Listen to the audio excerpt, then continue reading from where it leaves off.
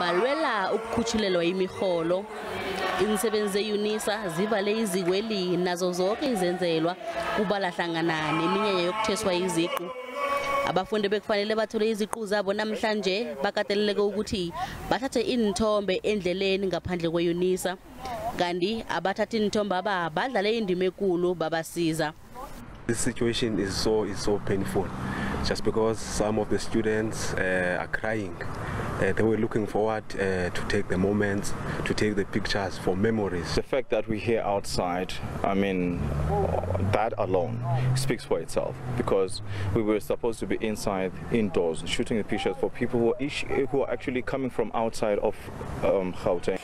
Iyuniyoni yensebenzi iNehawu ithi abaphathi babhalule ukuhlonipha isivumelwano semirholo esihlikihliweko. Kanti isola abaphathi beUnisa ngokungahlonipha amalungelo wensebenzi.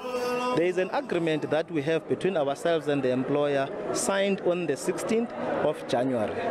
That agreement seeks to suggest that what was done for the other colleagues from post-grade 5 and post-grade 6 as well as the academics will be done for the administrative staff and support staff from post-grade 7 to post-grade 16.